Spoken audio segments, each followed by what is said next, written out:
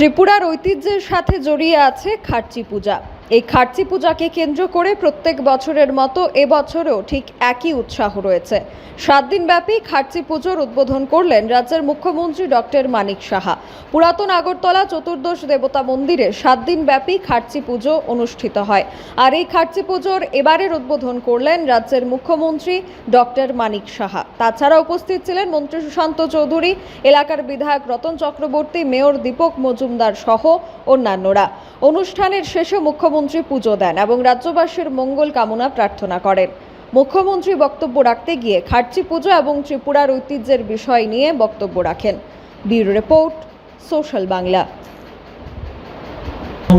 তার ইতিহাসও আমাদের সামনে কিভাবে খার্চি পূজা এখানে হলো তারও বিস্তারিত আলোচনা হয়েছে এবং যারা জনজাতিরা আছেন এখানে তাদের কাছে এই খার্চি পূজা হচ্ছে আরাধ্য এবং কিন্তু সময়ের সাথে তাল মিলাতে গিয়ে দেখা যায় এখানে শুধু জনজাতিদের এটা পূজা নয়, এখন জাতি জনজাতি সবার জন্য এক আত্মা হয়ে এই পুজোর জন্য সবাই আমরা এখানে উপস্থিত হয়ে আমরা ছোটোবেলায় আমার মনে আছে একদম ছোট, বিলকুল ছোট যখন ছিলাম তখন থেকে এখানে আসতাম। তখন রাস্তাঘাটও এখানে যে ব্রিজ যেটা আমরা এখন দেখছি খুব অনায়াসে আমরা আসছি, সেই সুবিধে ছিল না।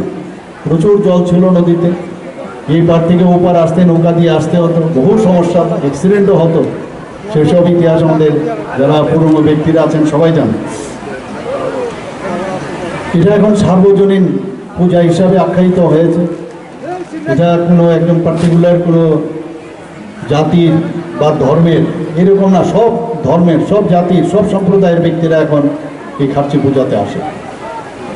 এখানে 1780 খ্রিস্টাব্দে মহারাজা কৃষ্ণমাণিক্যের শাসনকালে যখন এই চতুর্দশ দেবতার মন্দির যখন উদয়পুর থেকে এই পুরাতন আগরতলায় স্থানান্তরিত করা হয় এবং পরবর্তী সময় যখন আমাদের আগরতলার মধ্যে রাজবাড়ি যখন স্থানান্তরিত হয়, কিন্তু এখানে কিন্তু এই যে চতুর্দশ দেবতার এই যে পুরাতন আগরতলা এখানেই রয়ে গেল।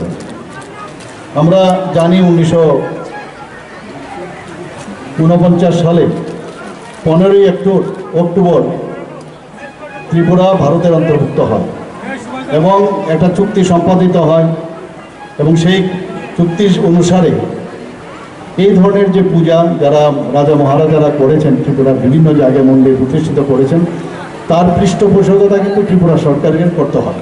তো সেই অনুযায়ী আমাদের এই যে এখানে পুজোগুলো হয়, আমাদের ত্রিপুরা সরকার সেগুলো চালিয়ে যাচ্ছে এবং শুধু একদিনের পূজা নয়, 7 দিন ধরে এই পূজা এখানে চলে এবং এই 7 দিনের এখানের যে মেলার থেকে আরম্ভ করে এটাকে সামনে রেখে এখানে বিভিন্ন সাংস্কৃতিক অনুষ্ঠানও এখানে আয়োজন রাখা হয় এবং প্রচুর জনসমাগম হয়। আমি না রে, রেজিস্ট্রি করে বিয়ে করব। গয়নাগাটি কিছু হবে না রে। দিদিকে আর কত চাপ দেব বল? দিদি আমার জন্য অনেক কিছু করেছে।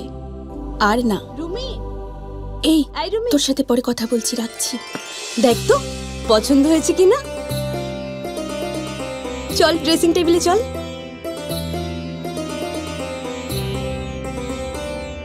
দিদি তুই পছন্দ হয়েছে? তুই নিজে বিয়ে করলি না, আমায় লেখাপড়া শেখালি, আজ বিয়ে দিচ্ছিস, মা বাবার কোনো অভাব রাখিসনি, আজ এভাবে সাজাচ্ছিস কেন? কোনো দিদি কি পারে না তার আদরের বোনের মা বাবা হতে?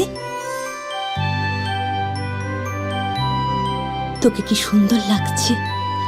রাধাকৃষ্ণ জুয়েলারিতে চলছে বিবাহ মঙ্গল উৎসব। বিয়ের গয়নার প্যাকেজ মাত্র 1 লক্ষ টাকা থেকে শুরু। প্রতি বিয়ের গয়নার প্যাকেজের মজুরিতে থাকছে 15% ডিসকাউন্ট এবং ফ্রি ইন্স্যুরেন্স। তাছাড়াও জ্যোতিষ বিষয়ক পরামর্শ দেওয়ার জন্য আমাদের শোরুমে থাকছেন হস্তরেখাবিদ প্রান্তোষ ভট্টাচার্য, জ্যোতিষশাস্ত্রী, কলকাতা। অ্যাপয়েন্টমেন্টের জন্য অগ্রিম নাম নথিভুক্ত করুন রাধাকৃষ্ণ জুয়েলারি, উষা বাজার, আগরতলা, ধর্মনগর এবং বিলোনিয়া।